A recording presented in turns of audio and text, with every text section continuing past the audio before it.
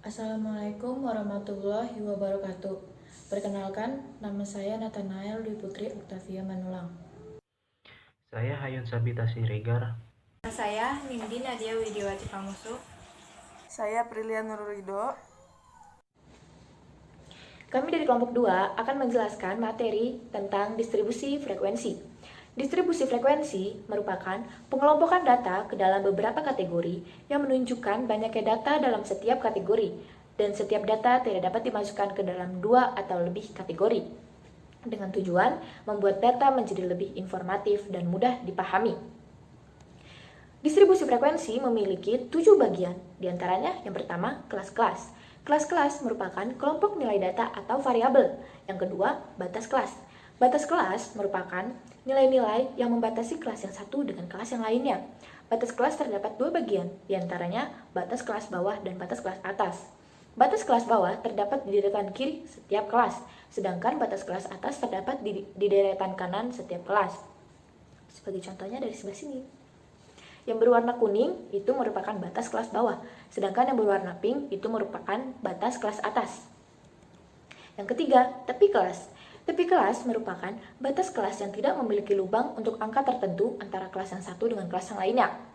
Penentuan tepi kelas tergantung pada keakuratan pencatatan data.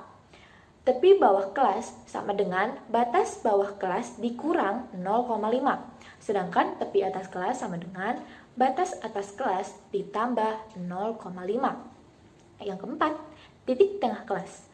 Titik tengah kelas merupakan angka atau nilai data yang terletak tepat di tengah suatu kelas. Titik tengah kelas merupakan nilai yang mewakili kelasnya. Rumus titik tengah kelas yaitu 1/2 dalam kurung batas atas ditambah batas bawah, tutup kurung. Contohnya dari sebelah sini.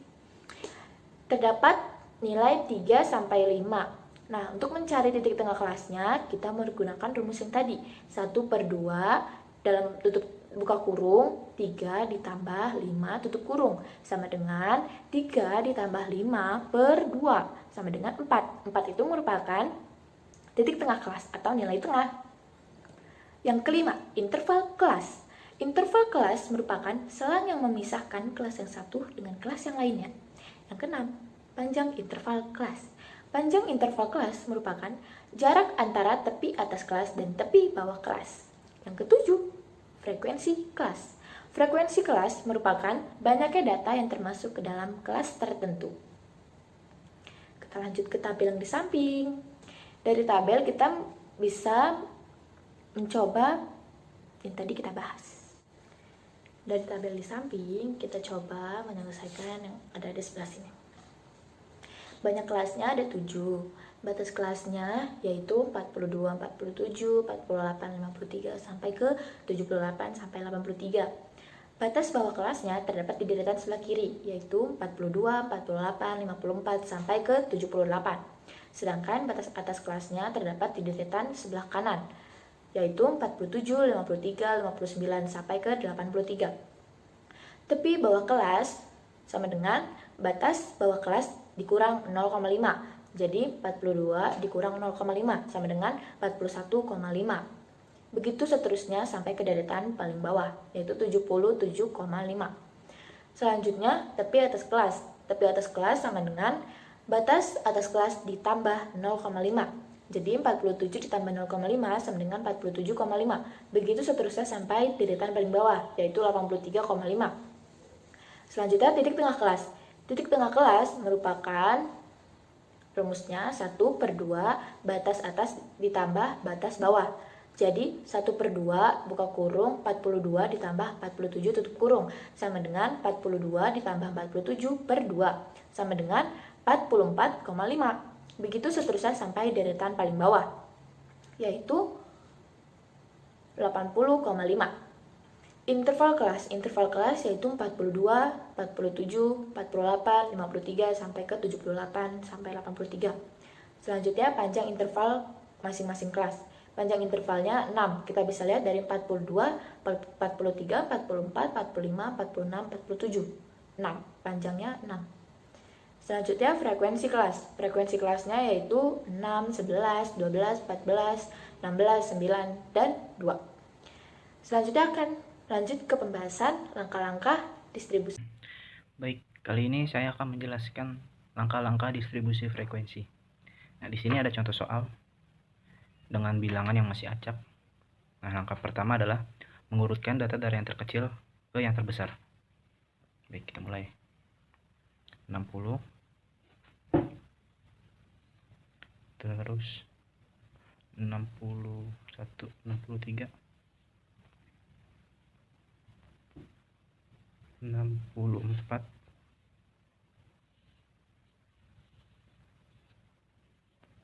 64 ada 2,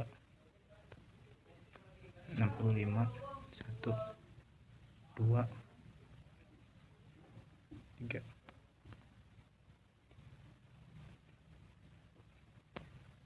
66, 66 ada enggak? 66 ada 1, 67, 2, 67 ada 2, 68, 68 enggak ada, 69 enggak ada, 70, 70 ada 1,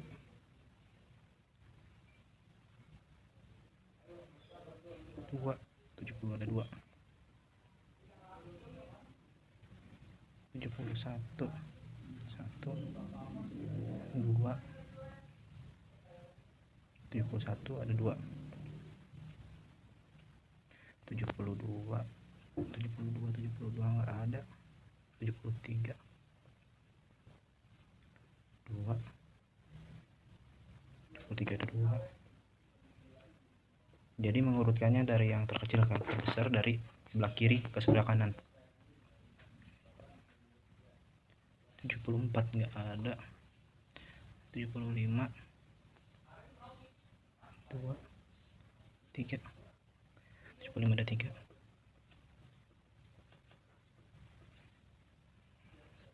76, 76 ada 1, enggak lagi, 77, 1, 2, 77 ada 2, 78 ada 1, 2, 3, 78 ada 3, 79 ada 1, terus ya cuma 1,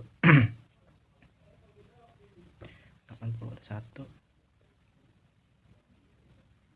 cuma 1 juga, 81 ada 1, 2, 3, 82, 82 ada 3,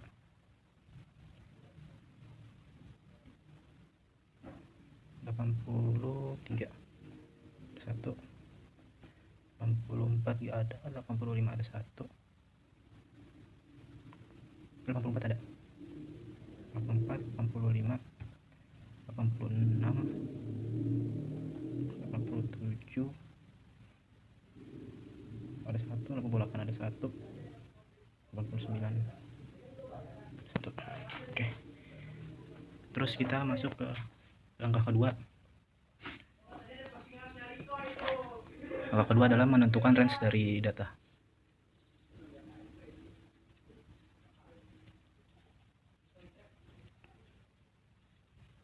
Range atau jangkauan. Cara menentukannya R sama dengan data terbesar kurang data terkecil. Data terbesarnya itu 89 dikurang 60. Langkah kedua adalah menentukan range dari data.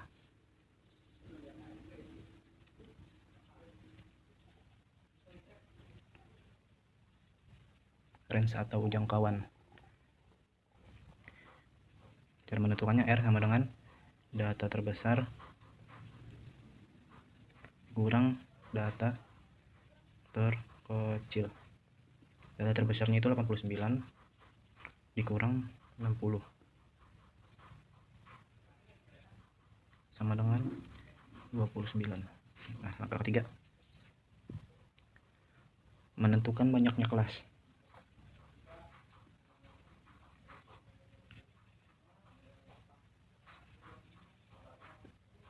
Menentukan banyaknya kelas, diketahui rumusnya adalah K sama dengan 1 plus 3,3 log N. Dimana K nya itu? K sama dengan banyaknya kelas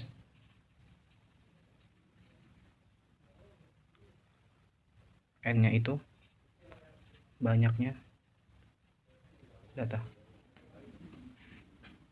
Sini kita masukin 1 plus 3,3 log. Nah, banyaknya data ini di sini diketahui datanya itu termasuk di tabelnya nih. Di sini ada 40. Ada 40 data. Berarti N-nya itu 40. Log N dengan 1 plus 3,322 dikali 1,602. Kenapa jadi 3,322? Jadi ngikutin log 40 nya ini, dia ada 3 angka di belakang koma. Baik, hasilnya sama dengan 1 plus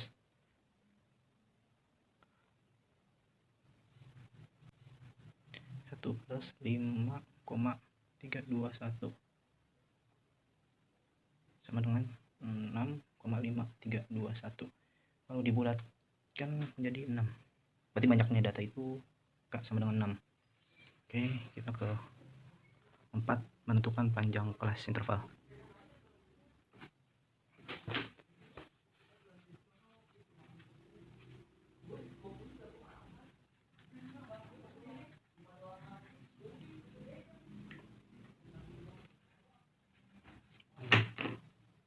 Kelas interval atau P. Di sini rumusnya adalah P sama dengan R per K. R-nya itu rentang itu yang di poin kedua. Terus K-nya itu banyaknya kelas. Jadi R-nya itu tadi 29 per 6. Hasilnya 4,833 dibulatin jadi 5 ya. nomor 5 bagian kelima, menentukan batas bawah dan atas. Kan? Bawah dan atas. Caranya adalah batas bawah, sini batas atas. Batas bawahnya itu adalah yang terkecil, angka yang terkecil 60 itu ditambah 5, 60 ditambah 5 sama dengan 65 dikurang 1. Kenapa? Karena 5 nya itu adalah panjang kelas intervalnya. Nah, habis itu dikurang 1 jadinya 64 untuk batasnya. Nah, selanjutnya juga sama. Ini 65 tambah 5 tambah 5 70 dikurang 1 69. Ini 70 jadi 74 75 menjadi 79 80 menjadi 84 85 menjadi 89. Ya, sini udah diketahui batas bawah sama batas atasnya. Kemudian membuat tabulasi data atau tabel sementara. Bentar. Dulu.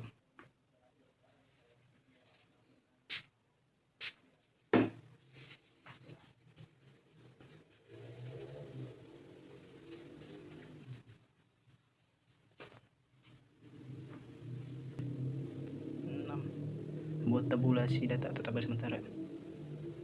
Tabel sementara. Di sini kita buat tabel nilai intervalnya, terus rinciannya, kemudian frekuensi. Atau ini bisa juga untuk menentukan frekuensi. Nilai intervalnya itu yang di batas bawah ini 60 sampai 64. Terus begini. 64. Nah, di sini kita hitung dari 60 sampai 64 ada berapa? 1 2 3 4, berarti ada 4. 3 4, sini tulis 4. Terus 65 sampai 69. Di sini ada 1 2 3 4 5 6. Ada 6, 1 2 3 4 5 6. Di sini 70 sampai 74. Itu ada 1 2 3 4 6. Sama 6 juga. 5 6. 75 sampai 79. Itu ada 1 2 3 4 7 8 9 10 10 7 8 9 10 10 4 5 1 2 3 4 10. Terus dari 80 sampai 84 itu ada 1 2 3 4 7 8 9 3 4 5 8 9 ada 9. 85 sampai 89 itu ada 1 2 3 4 5.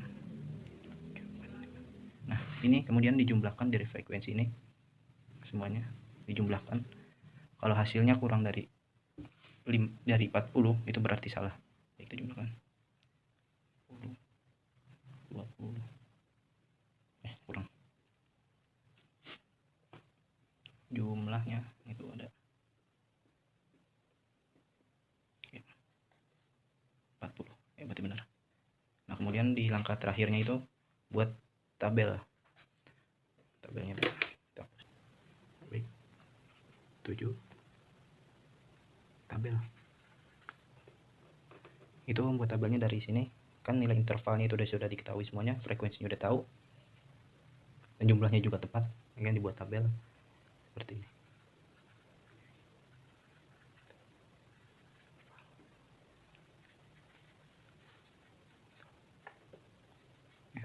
Di sini kita masukkan saja 60 sampai 64.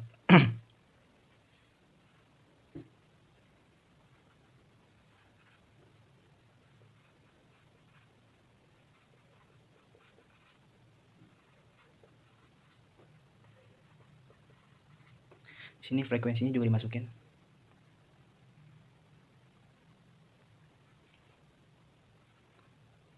Enam, 10, 9, 5. Jumlahnya adalah 40. Ya. Sekian dari saya. Distribusi frekuensi. Jenis distribusi frekuensi berdasarkan bentuknya dibagi menjadi 3. Yang pertama, distribusi frekuensi relatif. Distribusi frekuensi relatif yaitu distribusi frekuensi yang nilai frekuensinya tidak dapat dinyatakan dalam angka mutlak atau nilai mutlak. Akan tetapi, setiap angkanya dapat dinyatakan dalam bentuk persentase atau angka relatif. Menghitung distribusi frekuensi relatif dengan cara membagi frekuensi mutlak dengan jumlah frekuensi.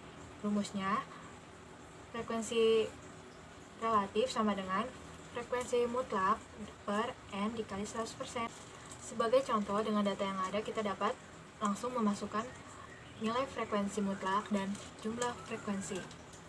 Kelas pertama, 4/40 dikali 100% sama dengan 10%. Yang kedua, 6/40 dikali 100% sama dengan 15%.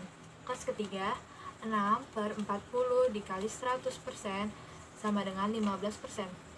Kelas 4, 10/40 dikali 100% sama dengan 25%. Kelas kelima, 9/40 dikali 100% sama dengan 22,5%. Kelas ke-6, 5/40 dikali 100% sama dengan 12,5%. Nah, di sini kita bisa lihat ada di tabel distribusi frekuensi relatif itu dengan ada di kolom pertama nilai interval dan kolom keduanya itu frekuensi relatifnya yang tadi sudah kita hitung. Selanjutnya ada digabungkan ketiganya, yaitu nilai interval, yang kedua frekuensinya, dan yang ketiga frekuensi hasil dari frekuensi relatif. Yang kedua yaitu distribusi frekuensi kumulatif. Distribusi frekuensi kumulatif adalah distribusi yang nilai frekuensinya dapat diperoleh dengan cara menjumlahkan frekuensi demi frekuensi. Distribusi frekuensi kumulatif ini dibagi menjadi dua, distribusi frekuensi kumulatif kurang dari dan distribusi frekuensi kumulatif lebih dari. Kita coba contohnya. Dengan data yang ada, yang kurang dari 60 itu tidak ada, jadi frekuensi kumulatif kurang darinya itu 0. Yang kedua, kurang dari 65. Karena di datanya yang kurang dari 65 itu ada 4, jadi 4 itu ditambah 0 sama hasil dari frekuensi kumulatif yang sebelumnya itu. Jadi frekuensi kumulatif kurang dari 65 itu ada 4. Selanjutnya ada kurang dari 70. Data yang kurang dari 70 itu ada 6. Sedangkan frekuensi kumulatif kurang dari sebelumnya itu ada 4. Jadi 6 ditambah 4. Hasilnya 10. Kurang dari 75. Data yang ada yang kurang dari 75 itu ada 6. Yang sebelumnya ada 10. Jadi 6 ditambah 10 itu sama dengan 16. Selanjutnya frekuensi kumulatif kurang dari 80 itu ada 26. Yang kurang dari 85 itu ada 35, frekuensi kumulatif kurang dari 90 itu ada 40. Selanjutnya kita akan bahas soal contoh frekuensi kumulatif lebih dari. Kalau frekuensi kumulatif lebih dari ini kebalikan dari si kurang dari. Kalau kurang dari itu yang ditambah, kalau yang lebih dari ini dikurang. Jadi kita lihat kurang dari 60 itu kan ada 0 kan tadi frekuensi kumulatifnya. Jadi 40 dikurang 0 sama dengan 40. Frekuensi kurang dari 65 itu tadi ada 4. Jadi 40 frekuensi kumulatif lebih dari yang tadi yang di atas 40 itu dikurang 4 sama dengan 36.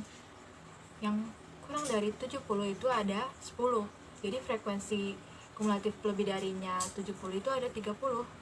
Dengan selanjutnya begitu. Ada 75 itu ada 24. 80 ada 14, 85 itu ada 5, dan 90 itu ada 0.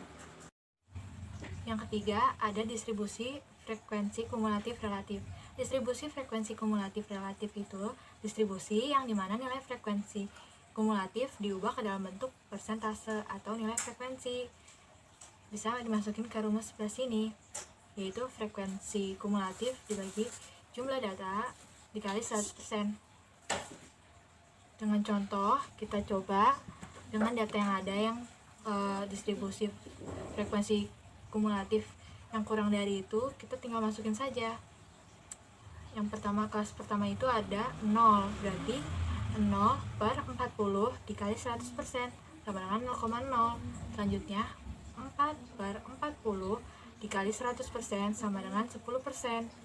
Yang ketiga 10 per 40 dikali 100% sama dengan 25. Selanjutnya begitu sampai dapat yang terakhir itu ada 100%. 40 per 40 dikali 100% sama dengan 100%. Selanjutnya kita coba masukin ke dalam tabelnya. Di sini ada nilai, kolom keduanya ada hasil frekuensi kumulatif relatif yang sudah kita cari tadi. Selanjutnya kita coba contoh dari distribusi frekuensi kumulatif relatif yang lebih dari. Kebalikannya dari yang kurang dari tadi. Kita tinggal masukin data yang ada yang lebih dari tadi, yaitu yang pertama ada 40 per 40 dikali 100% sama dengan 100%. Yang kedua ada 36 per 40 dikali 100% sama dengan 90%. Yang ketiga ada 30 per 40 dikali 100% sama dengan 75%. Yang keempat itu ada 24 per 40 dikali 100% sama dengan 60%.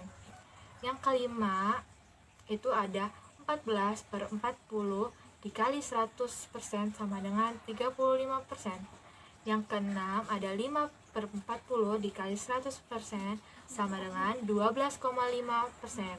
Yang terakhir 0/40 dikali 100% sama dengan 0,0%. Selanjutnya kita tinggal masukin ke tabel frekuensi kumulatif relatif yang lebih dari, berarti ada nilai, ada hasilnya, ada 60 atau lebih, berarti 100%, dan seterusnya. Yang selanjutnya adalah penyajian data. Penyajian data yang telah disusun dalam daftar distribusi frekuensi yang sebelumnya dibahas. Selanjutnya adalah grafik histogram. Histogram merupakan diagram balok. Histogram menghubungkan antara tepi kelas interval dengan sumbu horizontal dan frekuensi setiap kelas pada sumbu vertikal.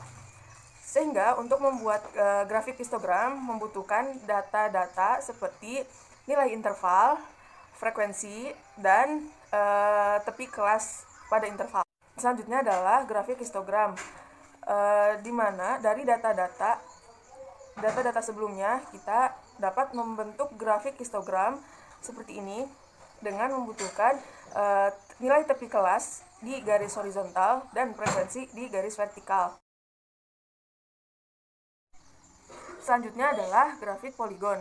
Grafik poligon ini adalah grafik yang menggunakan garis yang menghubungkan titik dengan titik yang merupakan koordinat antara nilai tengah kelas dengan jumlah frekuensi pada kelas tersebut.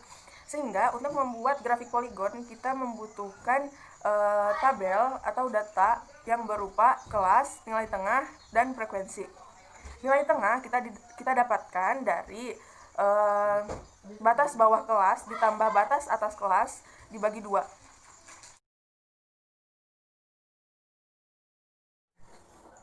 Berikut adalah grafik poligon yang dibuat dari data yang sebelumnya kita buat.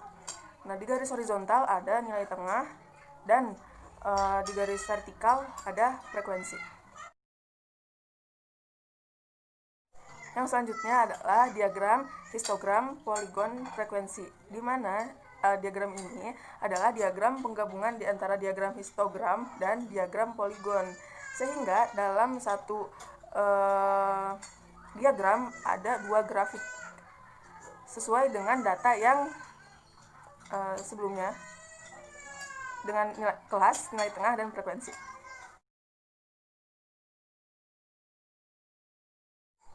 Selanjutnya adalah kurva Ogive. Kurva Ogive merupakan diagram garis yang menunjukkan kombinasi antara interval kelas dengan frekuensi kumulatif. Sehingga untuk membuat kurva Ogive, kita membutuhkan data yaitu kelas, nilai interval, nilai tepi kelas, dan frekuensi kumulatif kurang dari dan lebih dari. Frekuensi kumulatif kurang dari dan lebih dari kita dapat dari data yang sebelumnya kita bahas.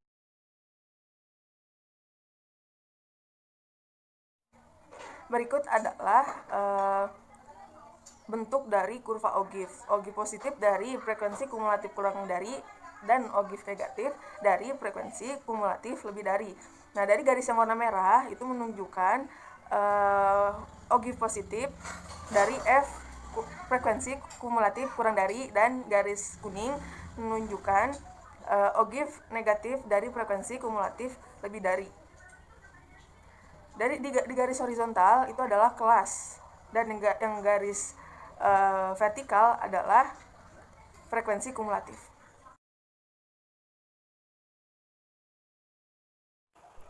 Berikut latihan yang dapat teman-teman jawab di rumah.